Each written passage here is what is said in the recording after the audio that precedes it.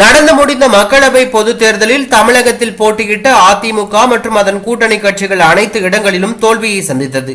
பாஜக கூட்டணியில் சுயேட்சை வேட்பாளராக போட்டியிட்ட ஓபிஎஸும் தோல்வி அடைந்தார்.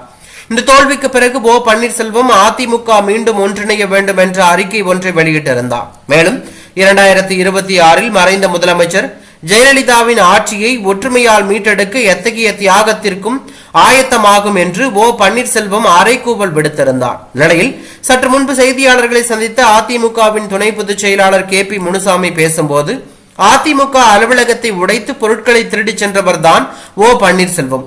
அதிமுக தலைவர்களை விமர்சித்த அண்ணாமலையோடு கூட்டணி வைத்தவர் ஓபிஎஸ். அதிமுக தொண்டர்களை ஒன்றிணையுமாறு அழைக்க ஓபிஎஸ்க்கு தகுதி இல்லை. இரட்டை இலையை எதிர்த்து போட்டியிட்ட ஓபிஎஸ்க்கு தொண்டர்களை அழைக்க என்ன உரிமை உள்ளது? அதிமுக தொண்டர்களை அழைக்கவும் அதிமுக பற்றி பேசவும் ஓ பன்னீர்செல்வத்துக்கு உரிமை இல்லை. 2026 தேர்தலில் ஒத்த கருத்துடைய கட்சிகளுடன் கூட்டணி குறித்து முடிவு செய்யப்படும். 2026 தேர்தலில் திமுகவை தோற்கடித்து மீண்டும் முன்னாள் முதலமைச்சர் ஜெயலலிதா ஆட்சியை அதிமுக பொதுச் செயலாளர் எடப்பாடி பழனிசாமி தலைமையில் அமைப்போம். இரட்டை இலை சின்னத்தை முடக்க நீதிமன்றம் சென்றவர் ஜெயலலிதாவை கடுமையாக விமர்சித்த அண்ணாமலையை புகழ்ந்து அவரோடு கூட்டணி அமைத்தவர் ஓபிஎஸ் என்று KP முனுசாமி காட்டமாக பேட்டி கொடுத்துள்ளது பரபரப்பை ஏற்படுத்தி உள்ளது.